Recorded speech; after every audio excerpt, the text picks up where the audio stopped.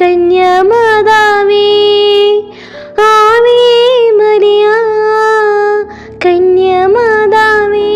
അമലമനോഹരിയും അമലോത്ഭവിയുമായ പരിശുദ്ധ കന്യകയെ അങ്ങ് ശൈശവദശയിൽ തന്നെ ദൈവത്തിന് പരിപൂർണമായി അർപ്പിച്ച് അവിടുത്തെ സേവനത്തിൽ വിശ്വസ്തത പ്രകടിപ്പിച്ചുവല്ലോ.